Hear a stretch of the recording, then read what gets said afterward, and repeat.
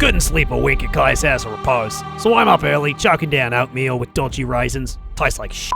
Same as every mess tin I've had since now. Thistle, ever full of surprises, shows a soft side over brekkie, sharing a yarn. He's a right decent bloke, that one. Warms the cockles. To keep spirits up, I teach the mob like I did with my troops back in the booties. Halfway through, a bastard of a rain hits. Roof's thundering like a mortar barrage. Peek out the door and the city's carrying on like it's just a drizzle. Ditches, cisterns, water wheels, the lot. Built like a sapper's wet dream. Kale, fussy bugger, steps out into the torrent without a blink. Surprise that. Time to hit the Grand Souk to get Thistle a new weapon. Well, the souk's like a giant tent, buzzing like a field camp. I tell Thistle to suss the commerce culture before diving in. Does he listen? Fuck no. Spots a great mole. Names it Lucille, tugging me like a kid, yelling, Uncle Bruce, she's the one. I start hanging. I should have brought you, babe. Wrap my hands round that firm hickory frame. You were basic, but you shook my soul. Now I'm stuck with this club and it's leaving me cold. The clash is loud, the bodies fall, but I'm dreaming of you, sweet sensual mall enchantment. The spark, Colour in his hair makes him pause. Says, Lucille's got no voice, mate. She's not mine today. Bloody hell. Saved by his own weird noggin. Thistle and Crom spot a sideshow smashing fruit with big sticks. Keeps them busy, thank Christ. Me, Calva, and Jim, we're off to hunt for better vendors.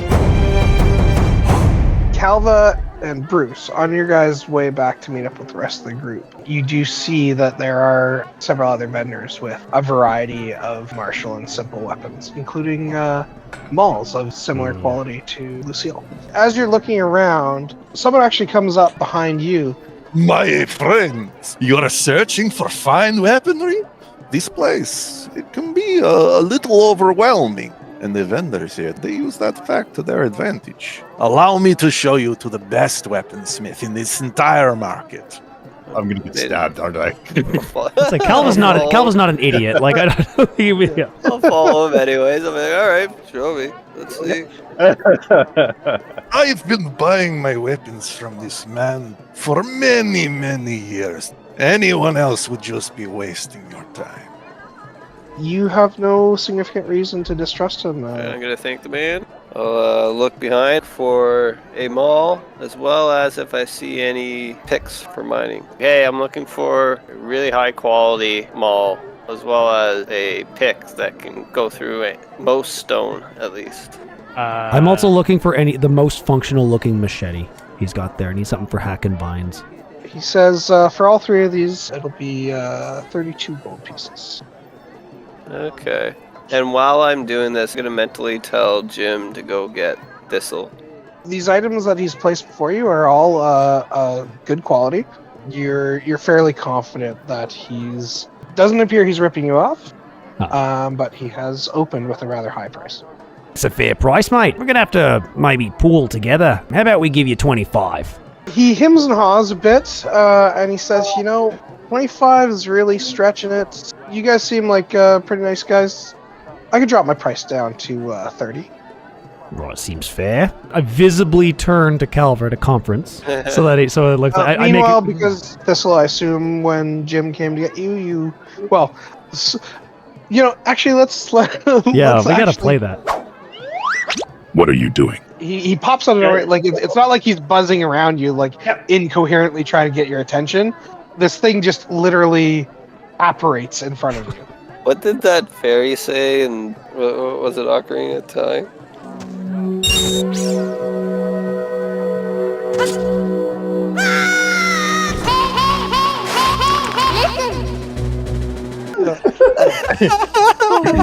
Except in this case, it's an infernal being and not a glowing. Yeah. As DM, I do have to make a ruling. Jim's voice is, in fact, the voice of James Earl Jones. Yeah. Okay. This 1 foot tall creature goes, Hey, listen. Yeah, as a voice of thundered rock. This creature operates in front of me. Thistle will grab it with 2 hands, bring it in close. Is that wise? Calva, why didn't you say it was you? right. Oh, yeah. Jim's the name of the dwarf.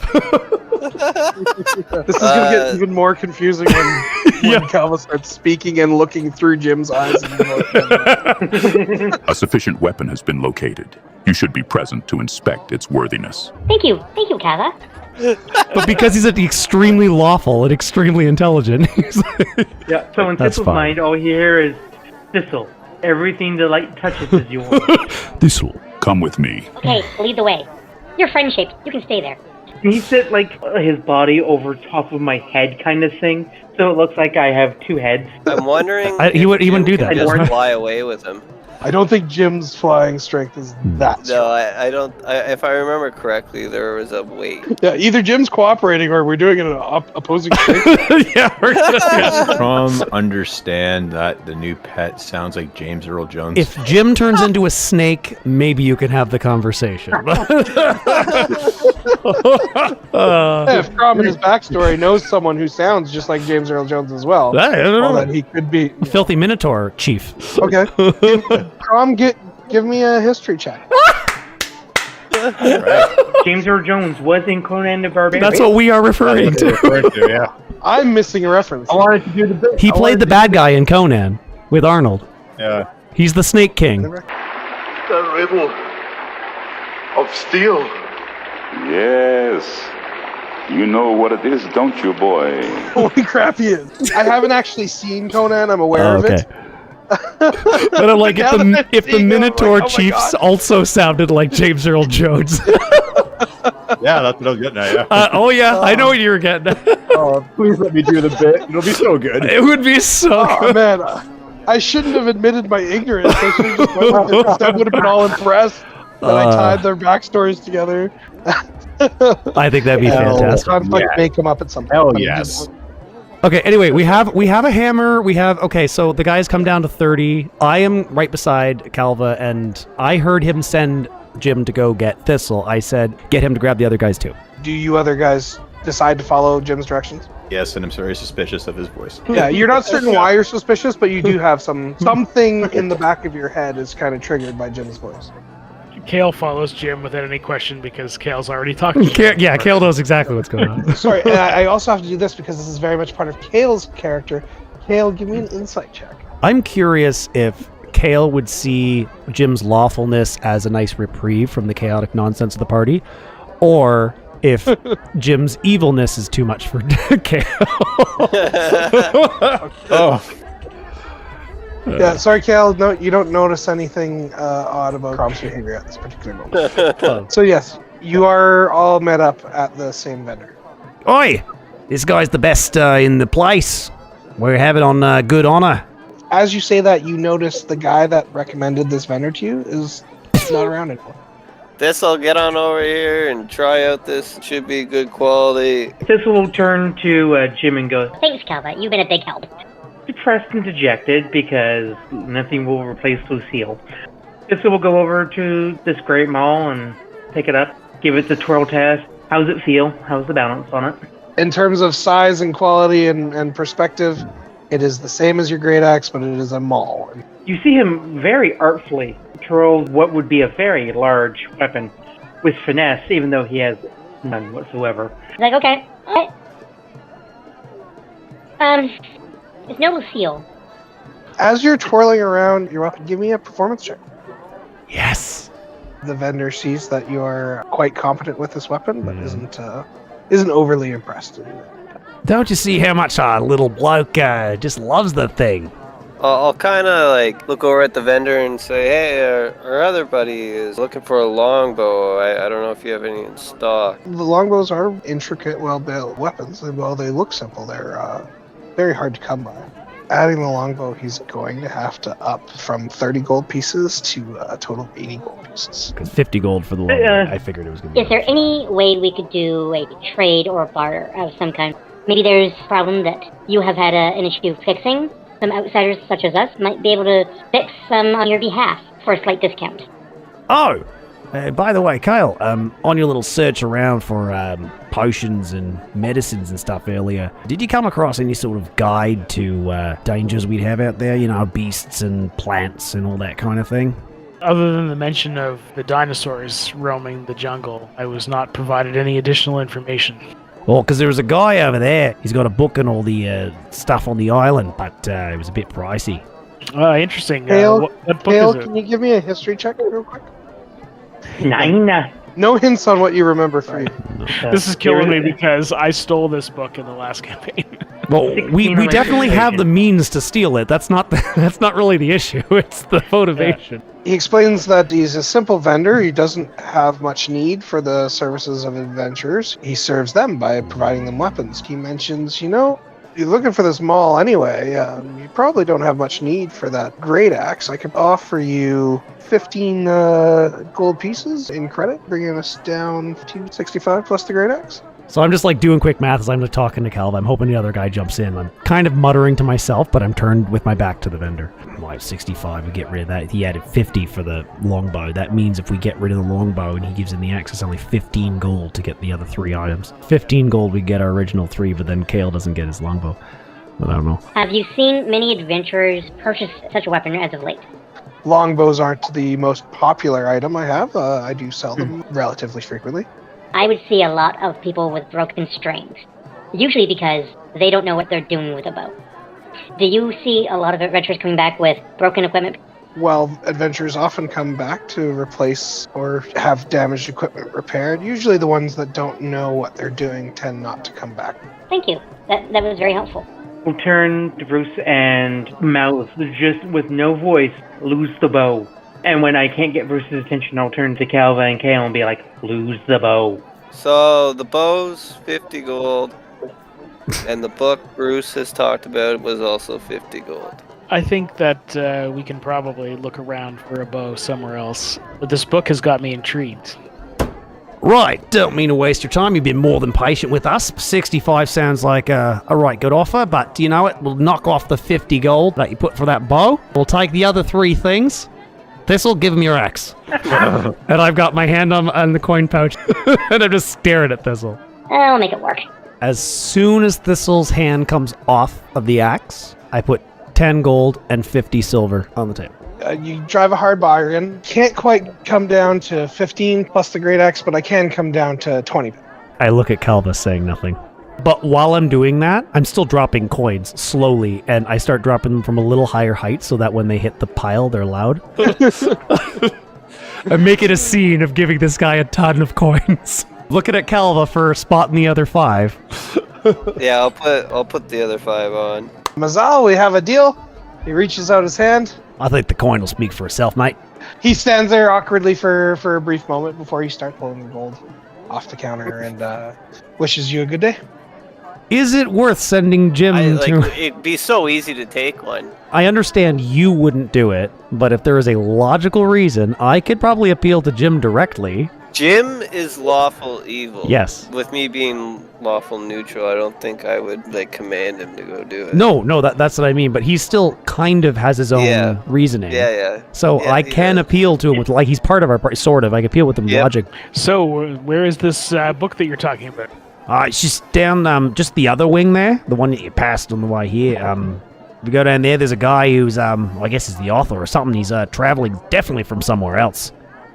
So he wants 50 gold for him, though. I think that's a bit much. But, well, maybe I can help you get this book you want. Oh, well, I don't want to rough the guy up too much. Go have a conversation. What did he say his name was? Volo. That was it, yeah. Seemed like a chipper bloke. Kale's done some traveling. Have any reason to know the name Volo? Not with that one, you don't. Never heard that name. For asking such a good question and giving the opportunity to roll on this, I'm going to give you a DM's inspiration die. However, the nat one has to stick. You have no clue who Volo is. You've never even heard of him. You're ever so slightly doubting whether or not monsters even exist. Where is his Volvos? Oh yeah, he's right over here. Follow me, let's go. Start walking. Yeah, Thistle will happily go and... Volo, explorer extraordinaire, and the most well-traveled man this side of the Sword Coast. Hi there. My friend would like to buy your book. He says it's really expensive. Your name's a Volvov. What does that actually mean? You know everything. I think I know everything. Oh, hello. My, what a curious little fellow you are. Where do you hail from? You don't look like you're from around here. Why are you so small? What do you eat? I could certainly learn a lot from talking to you. maybe something can be worked out here. My friend is interested in buying a copy of your book. Maybe if I gave you some information about me, knowledge is really the real currency here. Saying that, he turns back to Bruce with that shit-eating grin. He said that as we walked in. Yeah, it's like you're just being a smartass. Kale has got this rather impressed look on his face that Thistle came up with that very compelling argument. Yeah. Well, I happen to be the greatest procurer of knowledge in the world. From the shadowed alleys of Waterdeep to the glittering courts of Calimshan, perhaps something can be arranged.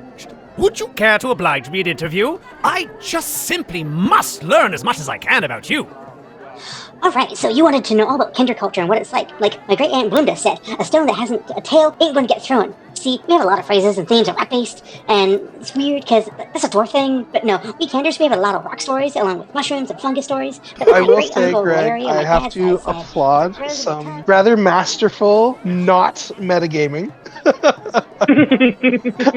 Good job. Thistle asked the right questions. It is well within his character. Thistle finally found someone that actually wants to hear all the things he has to say. This is entirely within Volo's character as well. Yep. Thistle will basically be in timeout for the afternoon. What does the rest of the party want I to spend still the rest want to of the pursue afternoon this doing? conversation with Jim as one last attempt. Thistle has sufficiently distracted Volo, and I would like to beckon Jim. Did you not hear I'm getting a book for free? Yeah, I want two. There's two things going through Bruce's mind right now. One is we might lose one of these copies, and it could save a life. The second thing is this guy's got a ton of copies, but this might be a useful enough book that we could pawn it off for a lot more money in a different place somewhere down the road. Yeah, true. Those are the two arguments I give Jim. If he listens to me at all. Like, I mean, I might not be worth his time. Jim definitely listens, and he sides more with, it could be extremely useful for our lives, for like Calva's life, and if Calva dies, he dies, so Jim's down to swipe a book. I do also want to get one more thing clarified before we attempt this. It says any equipment the imp wears or carries is invisible with it. Yep. Invisibility, right, is effectively a spell. So I would say any equipment or items he's holding when he goes invisible, then become invisible with him. But if he's already invisible, touching things doesn't magically make them disappear. I like that. That's very reasonable. Right, when at the time he goes invisible, that's when it takes effect. It's not like a ongoing, he can't transfer it to other things. I guess Jim will give Bruce a nod and be like, do you intend to create a disturbance? Well, I reckon our little gobber's got that bloke's attention for the full armor. Friends, haven't you ever had rhubarb before? Oh my god, rhubarb. It's like the best thing ever, but you gotta pick it after it's ripe, because if you don't, you get a wicked stomachache. And if you pick it too late, it gets all gross and sour, no matter sugar can save it. And trust me, I tried.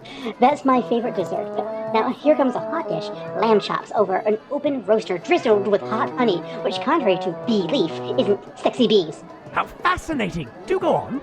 So, right, see what I mean? Volo's attention is very much on Thistle. I'm also watching Thistle. I'm adding to the crowd spectacle that is Thistle. What about, like, are there many people around Volo as well, just random The people? souk in general is very crowded, and it was a bit more dense here. It's still a little bit more dense than the rest of the souk, but it's starting to thin out. Would any of them have taken note that Jim is with our party? Or would they have clued in and seen it? Yeah. I would say he stands out in this setting. Is it a big book? If he's invisible, though, it doesn't matter what people notice. Well, I got another idea. Oh, okay. The book is a rather hefty book. Would a raven be able to carry it? It probably weighs about 4 or 5 pounds.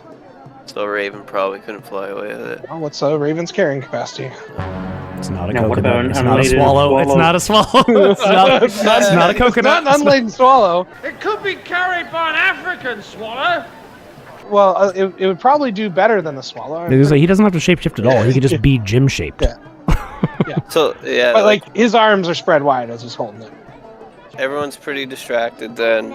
Jim's gonna go invisible and then fly over where the books are. Gonna land and put his hands on the book. Make sure that Volo's still looking over at Thistle. And he'll kind of just wait until he feels like there's less eyes looking over there. And then he's gonna pop out invisible, pop back into invisible, and then fly away with the book. This book is too heavy for him to fly, Yes. but Jim is successfully, he's standing on the ground, holding the book, Sick. and there has been no immediate reaction from anyone in the crew. As I sense where he might be, I just kind of leave an open backpack beside me. Yeah. You have acquired a copy of Volo's Guide to Monsters. Fantastic. Success. And Thistle also has Yeah, I guess- I Does guess Thistle have a that was- signed copy? That could be worth a lot of money. Yet, he hasn't asked for one. I mean, at the end, he may ask him to Bruce from Bruce! Vogel. You know what? Just because of thanks to Baldur's Gate 3, I think Volo's level of self-importance, he would probably insist on signing, Yeah. signing the book. for Insist Thistle. on it. I am not letting on anything that I did with Jim. So it's and none of you know. Calva's confused. Yeah, Calva would maybe scold Jim, but that would be about it. Yeah. I don't know if any of you guys have seen that meme video of like the dude and like the gnome that wants his gnome bacon. But only good gnomes get their bacon. You know the rule. Only gnomes who don't make people not Make be people able not to walk get their gnome bacon. Thank you for remembering the rule, bud. You're welcome. Thistle's gonna hate it when I sell the signed copy. God. Everyone hates this.